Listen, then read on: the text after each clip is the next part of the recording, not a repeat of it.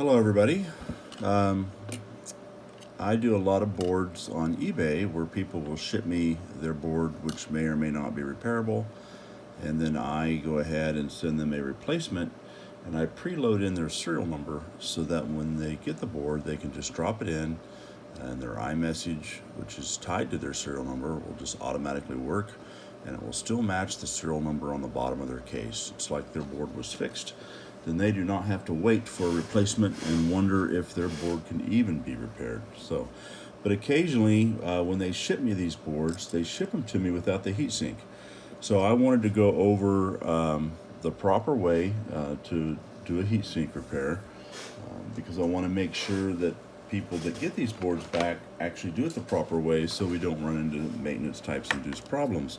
And you're asking yourself, well, what could be a maintenance induced problem from a heatsink change? But this is the heatsink compound I use. I buy this at a local electronics repair store. It is not the least expensive stuff. It's fairly expensive because it has a lot of silver in it, and it's electrically conductive. So if you are a slob and you just spooge the heatsink compound or use too much and get it everywhere and get it on these components, you're actually going to create short circuits and the board will not work properly. So I'm going to go over how to do this. We're going to take these screws out. There's 4 of them. Slight spring loading there. And I've already had this heatsink off.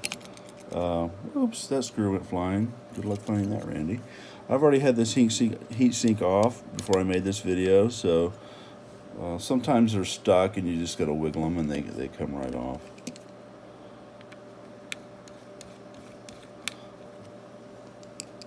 It's a good idea to do this anyway before you, even if your board's fine. It's a good idea to do this anyway. It really kind of turns out that the heatsink compound that Apple, wow, I dropped my phone.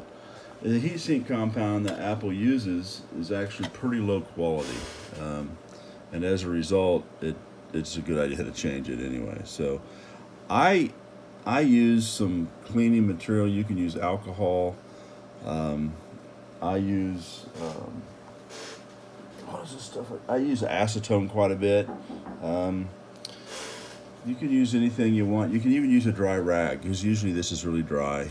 And I use a microfiber towel, and I just get this all off.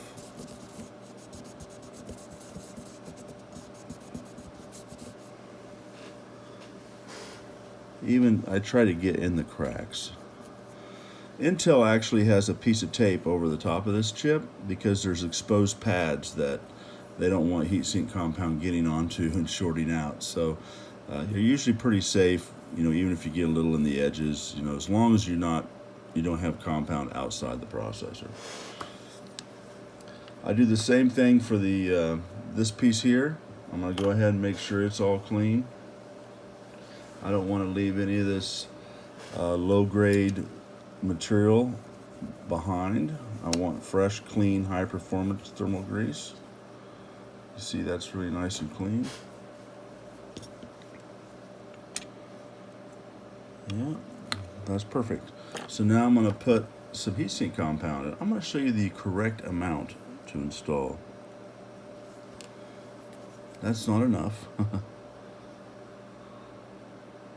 That is more than enough. That could be too much in some circles. I know you're thinking, oh, but isn't more better? No. Heatsink compound is not as thermally conductive as copper. So the less of it between your chip and the copper, the better it will go. You want as thin as the layers you can get for it to properly seal. And it looks like I got a little carried away there. I got some just on the edge there, if you can see it, so I'm going to clean that up. That's the problem with some of this heatsink grease. It's really runny. I don't want to risk any of this silver compound shorting out any parts. Trust me, I've seen boards come in that I have to spend a half hour cleaning because they have heatsink compound literally everywhere. And it is no fun, let me tell you. I just kind of hold it and line it up with my hand. It's pretty hard to do when you can't look over the top of it because you're recording, but I'll figure that out.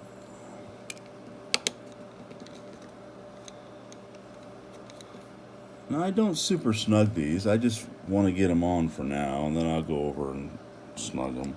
But the contact to the board is spring loaded, so you taking these screws and just tightening the crap out of them does not improve anything, because the tension of the heatsink to the CPU is controlled by this spring. So you're holding it just as good whether it's super tight or just that tight, not even tight all the way. So just realize you do not need to torque down these screws, you just need to slightly snug them. And because we're dealing with such small screws here, you need to understand that it's very easy to damage them.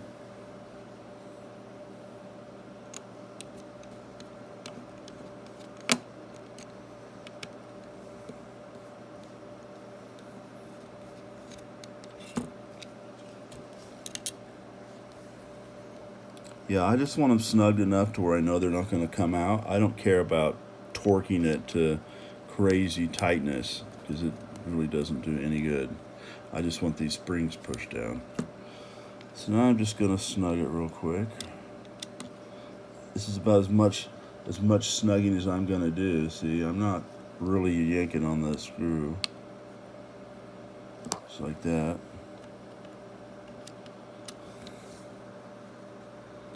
That's about snug there. There. Now, what I want to do is I want to look and make sure there's nothing all over the outside of the chip. Press down that a little bit. Now, a little bit will come over here to the PCH section, and that's fine. Now, what I want to show you is how effective that was. So we're going to take it off. I know we just put it on, but we're going to take it off.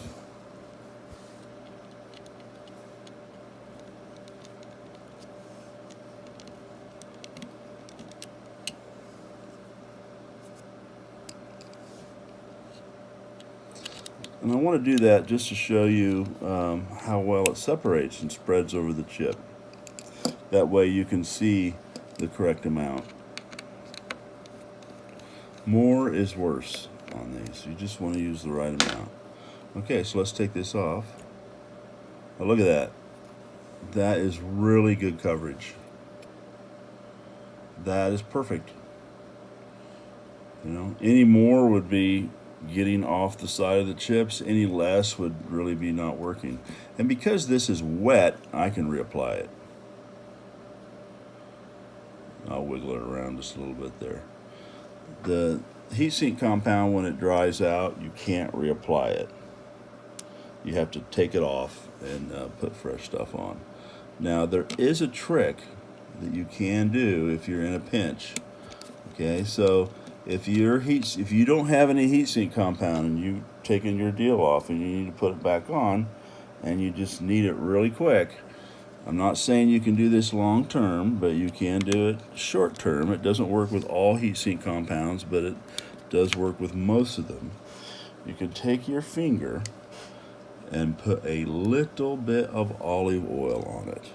Okay, I mean a quarter drop, just enough to slightly wet your finger, and then you can rub that finger over the dried thermal compound until you get it soft and flowy again. And use your own judgment how much olive oil you need to add to it. But then once it's wet and sticky, like new thermal compound, you can attach it, and then it will make a good seal.